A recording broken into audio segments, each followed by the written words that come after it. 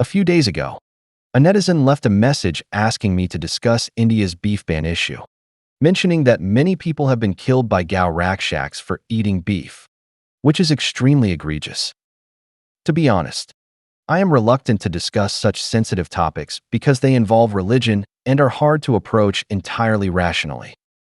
Although I have no religious beliefs, I respect others' faiths. However, this raises an important point.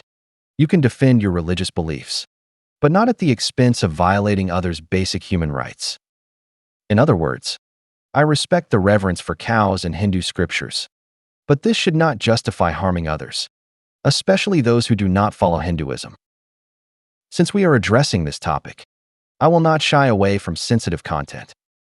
Let us start with the Islamic prohibition on pork. Islam considers pigs unclean, and eating pork violates its teachings. In strict religious countries like Saudi Arabia, pork consumption is completely banned. However, this has a premise. 97% of Saudi Arabia's population is Muslim, and its regime is not secular. In contrast, secular countries like Turkey and Malaysia allow non-Muslims to eat pork freely, provided it does not interfere with Muslim religious culture. Some supermarkets in Turkey openly sell pork to non-Muslims. In Malaysia, the Chinese community can freely consume pork, but halal and non-halal foods are strictly separated. In the 21st century, religious issues are governed by strict legal norms. So how can they justify frequent loss of life? Returning to India's beef ban. The Indian constitution includes a clear provision for cow protection. But initially, there was no nationwide ban preventing people from consuming beef. Only some states had laws prohibiting it. We must understand that India is a secular country with a secular constitution, which was a key condition for states joining the Indian Union. If India had declared itself a Hindu theocratic state at its founding, many states would have explicitly refused to join. Moreover, India has large populations of Muslims, Sikhs, and other communities. As the world's largest democracy, India's laws must ensure secularism and respect all groups, not just protect Hindus. In fact, among Hindus, opinions on eating beef are not unified. In southern states like Kerala, many Hindus consume beef. In northeastern states, many Hindus also eat beef. Many low-caste groups are unwilling to abstain from beef like high-caste groups. In other words, abstaining from beef is not a uniform Hindu doctrine.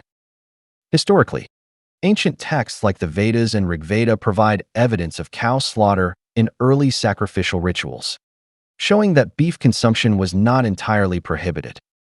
The Upanishads began to mythologize the cow's status, and texts like the Mahabharata and Ramayana further reinforced this. The Puranas linked cows to deities, emphasizing their protection as a religious duty. The Manusmriti also highlights the importance of cow protection but allows beef consumption in specific situations, such as rituals or famines. Article 48 of the Indian Constitution advocates prohibiting the slaughter of cows and their progeny, reflecting the cow's special status in Indian culture. This provision is often cited by the Modi government and BJP as the legal basis for the beef ban. I believe this is a misinterpretation of the Constitution. Article 48 is a non-binding directive principle, not a mandatory law.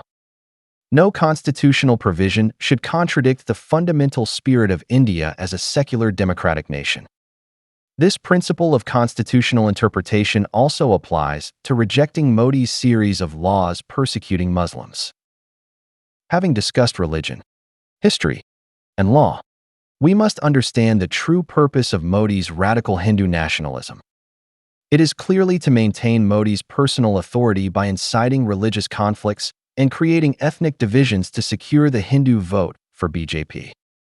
The killing of beef eaters by cow rakshaks is a serious crime, akin to high-caste groups lynching low-caste groups in many regions, and it should carry legal consequences.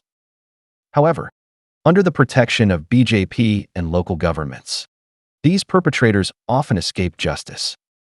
In the 21st century, The fact that people can arbitrarily take lives without punishment is a disgrace to human civilization.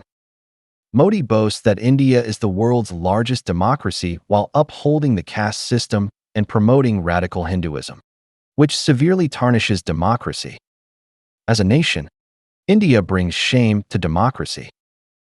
Due to the video's time constraints and the sensitivity of religious topics, I do not wish to delve too deeply. But I want to say this. Humans are the fundamental units of this world, and no religious belief or political ideology should override the value of life. Humanity should learn from history to avoid taking lives over conflicts. Sadly, the world has many clownish politicians like Modi, who are not only foolish but also deeply malicious, building their power and desires on the blood and tears of others. Such people are the ones who should be eradicated.